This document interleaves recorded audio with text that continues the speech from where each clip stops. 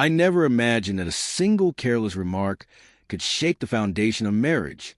Looking back, it seems so small, so trivial, but words, once spoken, can cut deeper than we intend. It happened at a dinner party, one of those cozy evenings with friends where wine flowed freely, laughter bounced off the walls, and teasing banter filled the air.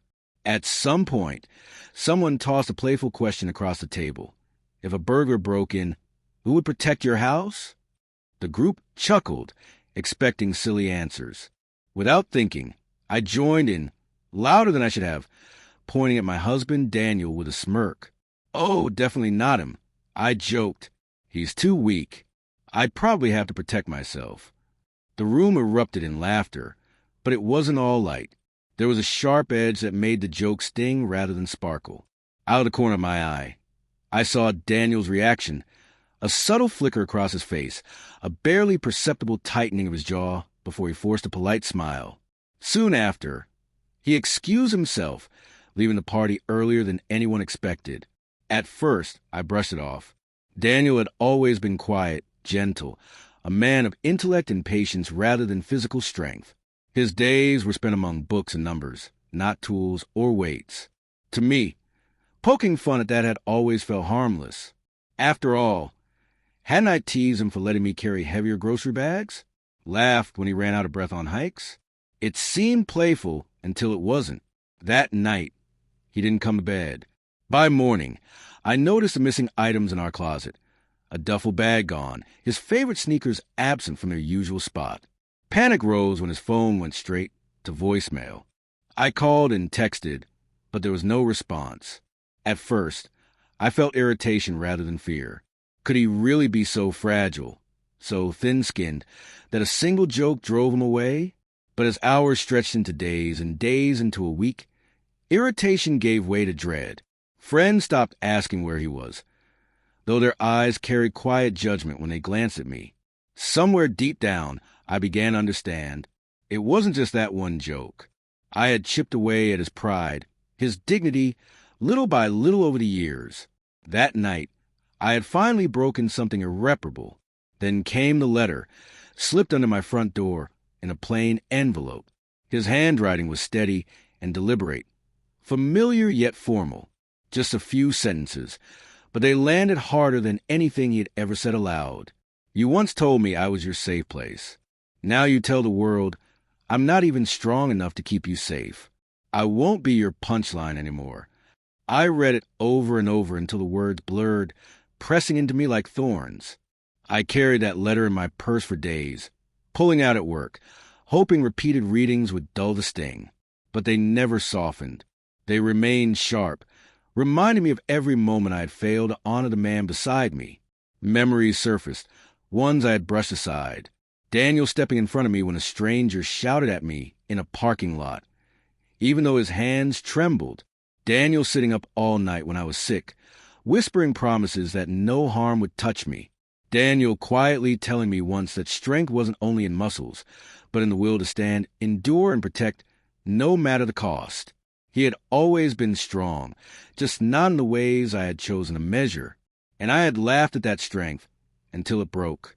2 weeks later, I learned where he had gone, not from him, but from our mutual friend, Mark. During a night out, Mark let it slip. He's staying at his brother's place, Mark said carefully. Honestly, Emily, I don't think he's planning to come back. He's different now. Different how? I asked. Mark hesitated, then sighed. He's up early every day, running, lifting, taking self-defense classes. I've never seen him like this. It's like he's rebuilding himself from scratch. The words twisted inside me, a mix of guilt and fear. I had mocked him for weakness, but instead of breaking, he was transforming, stronger, sharper, and without me. That night, I drove to his brother's house. I sat in my car for nearly an hour, staring at the lit window upstairs, rehearsing apologies in my head. I wanted to knock, to beg him to come home. But when the door opened and he stepped outside, sweat soaking his shirt, shoulders broader, eyes harder and more focused than ever, I froze. He didn't look weak. He didn't even look like the Daniel I thought I knew. He looked like a man who had decided he didn't need me. Sleep abandoned me after that night. His image haunted me. Steady, confident, transformed. For years, I had thought of Daniel as mine. Soft, dependable, endlessly forgiving. But the man I glimpsed wasn't mine anymore. The next morning, trembling, I called him. To my surprise, he answered on the first ring. "Emily," he said, simply just my name. "Daniel, please, can we talk?" I didn't mean what I said at that dinner. It was just a joke. On the other end, he gave a low, almost pitying laugh. "You still don't understand. It wasn't just that night. It was every time you looked at me like I was lacking, every time you turned me into a punchline.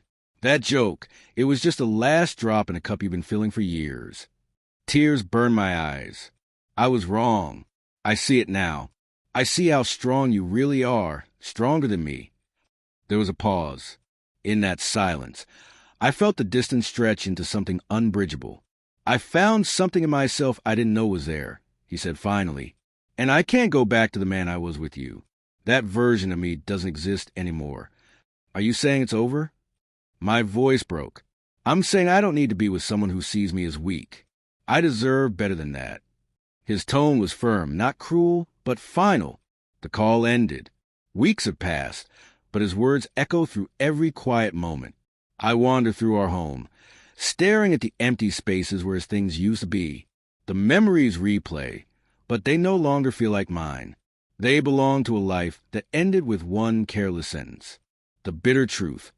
I wanted him to be strong only in ways that amuse me, in ways I could belittle without consequence.